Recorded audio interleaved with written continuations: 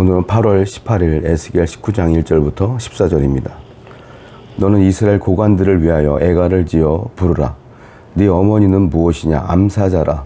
그가 사자들 가운데에 엎드려 젊은 사자 중에서 그 새끼를 기르는데 이건 애가입니다.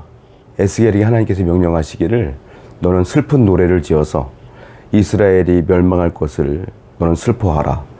백성들에게 알려라. 이렇게 말씀하시는데요. 에스겔이 애가를 지어서 노래를 부릅니다. 그런데 이렇게 표현하죠. 이스라엘 백성들이 원래는 암사자였다는 거예요. 암사자, 강력한 국가라는 거죠. 왜냐하면 하나님께서 그렇게 만드셨다는 겁니다. 그런데 그 암사자가 사자들 가운데 새끼를 기르게 되었다 이 말이에요. 그런데 지금은 어떤 일이냐면 과거에는 암사자 같았죠. 다윗 시대부터 솔로몬 시대 강력한 국가를 하나님께서 이루게 하셨습니다. 그런데 지금은 하나님을 떠났고 그들의 우상 숭배에 빠지며 죄에 빠졌단 말이에요. 지금은 멸망하기 직전인 거예요. 하나님의 심판이 임하기 직전인 거예요. 그러니까 이스라엘 백성들은 과거를 생각하면 현실이 더 비참한 겁니다. 과거에는 우리가 정말로 암사자와 같은 나라였는데 지금은 멸망하기 직전이니 얼마나 비참할까요? 여러분, 그렇습니다. 사람의 흥망성쇠는 바로 하나님께 있음을 오늘 본문은 얘기하고 있다는 것이죠. 하나님을 떠난 백성은 아무리 그가 과거에 암사자 같을지라도 숫사자 같을지라도 지금 내가 하나님을 떠나면 그 모든 영광은 사라진다. 오늘도 여러분들이 하나님을 끝까지 붙들고 사셔야 돼요. 하나님을 떠나서는 안 된다라는 겁니다. 끝까지 하나님 붙들고 승리하시는 여러분 되기를 축원드립니다. 3절 말씀 볼게요. 그 새끼 하나를 키우매 젊은 사자가 되어 먹이들을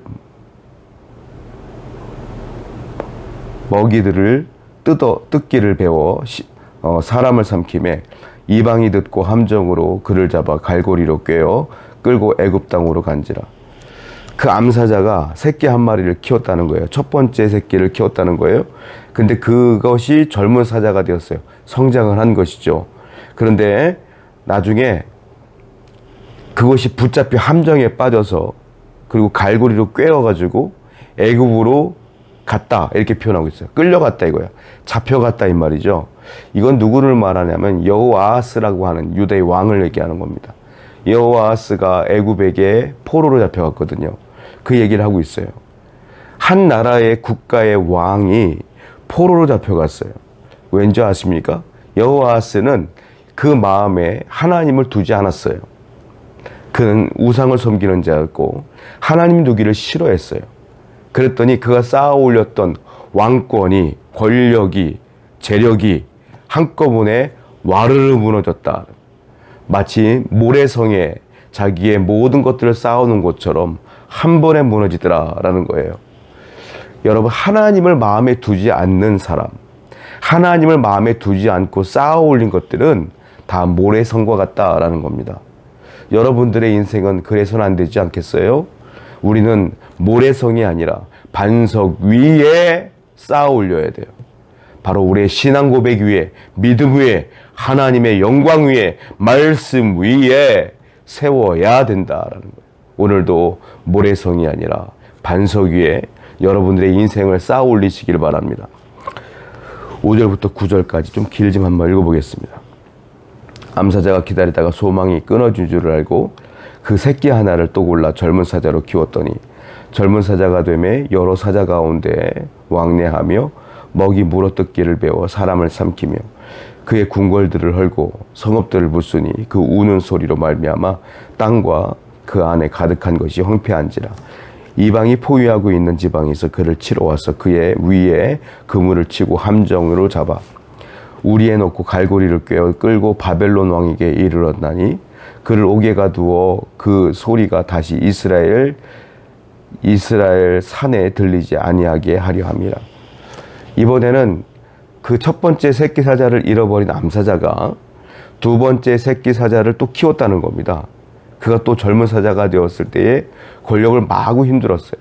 물어뜯는 걸 배워서 사람을 삼키기도 하고 그랬는데 이방 사람들이 와서 또 함정을 받고 그물을 쳐놓고 암사자를 잡았다는 거예요. 또 갈고리를 꿰서 잡아갔는데 이번에는 바벨론으로 잡아갔다. 이렇게 표현하고 있어요.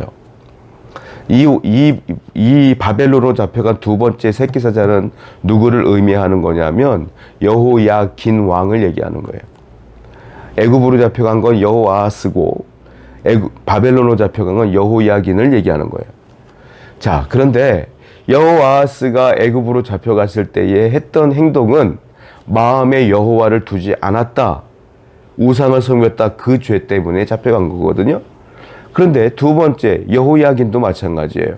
바벨론으로 잡혀갔는데 여호야긴도 똑같이 여호와를 마음에 두지 아니하고 우상을 섬겼다. 뭐예요? 죄의 반복. 똑같은 죄의 반복. 그런데 결과도 똑같아요. 죄의 반복은요, 똑같은 결과를 낳는 거예요. 하나님께서 원하시는 건 그들에게 고난과 심판을 줬던 이유, 여호아하스에게 심판을 줬던 이유는 뭐예요? 다시는 그런 죄를 짓지 말라거든요. 그런데 여호야긴에 있어서 또 똑같은 죄를 지었어요. 그러니까 똑같은 결과가 나타날 수밖에 없어요. 하나님이 우리에게 심판하시는 이유는 제발 좀 돌이켜라예요. 제발 좀 회개하라입니다. 제발 좀 멈추라예요. 그런데 멈추지 않아요. 똑같은 죄를 반복해요. 성도 여러분, 우리가 죄를 지어서 하나님의 심판을 받으면 그 자리에 멈출 줄도 알아야 돼요. 그리고 과거를 돌아보며 다시 하나님의 길로 돌아켜야 되고 돌아서야 되며 그 길로 나가야 돼요. 똑같은 죄를 반복하실 겁니까? 결과는 똑같을 거예요. 성도 여러분, 성도가 누구예요? 똑같은 죄를 반복하는 건 성도가 아니에요. 성도는 가던 길을 멈추고 회개하여 올바른 길로 하나님의 길로 나아가는 자가 성도예요. 오늘도 여러분들이 성도의 삶을 살아가시기를 축복합니다. 10절입니다. 네 피의 어머니는 물가에 심겨진 포도나무 같아서 물이 많음으로 열매가 많고 가지가 풍성하며 그 가지들은 강하여 권세 잡은 자의 규가 될 만한데 그 하나의 키가 굵은 가지 가운데서 높았으며 많은 가지 가운데서 뛰어나 보이다가 분노 중에 뽑혀서 땅에 던짐을 당하며 그 열매는 동풍에 마르고 그 강한 가지들은 꺾이고 말라 불에 탔더니, 이번에는 이스라엘을 표현하는데 물가에 심겨진 포도나무라고 유다를 표현합니다. 물가에 심겨진 포도나무는 어떻겠어요? 사시사철 물 걱정이 없다 보니까 마를 일이 없죠. 그러니까 어떻게 해요? 잎이 무성하고 포도 열매를 잘 맺을 거예요. 물가에 심어진 나무이기 때문에 그래요. 그런데 어떤 일이 벌어졌어요? 물가에 심겨진 그 나무를 뽑았어요. 뽑아서 불에 던져버린다. 불에 태워버린다. 물가에서 뽑히면 어떻게 돼요? 메말라요. 마르면 불에 탑니다. 그러니까 유다의 심판을 예언하는 거고 유다의 심판이 임박했음을 예언하는 거예요. 자, 포도나무의 잎이 무성하고 포도나무의 열매가 무성한다는 걸 오늘날 우리의 인생과 비교하게 되면 뭐라고 표현할 수 있을까요? 번성, 성공, 승리 이렇게 표현할 수 있을 거예요. 그 번성의 근원지가 어디예요? 물가예요. 포도나무에 있잖아요. 포도나무의 번성은 물가에 있는 거예요. 물이 있느냐 없느냐가 그 포도나의 열매를 좌우하는 거예요. 안 그렇겠습니까? 인생도 마찬가지예요. 여러분들의 인생의 번성과 성공과 승리는 여러분들에게 있지 않아요. 어디에 있느냐? 물가에 있어요.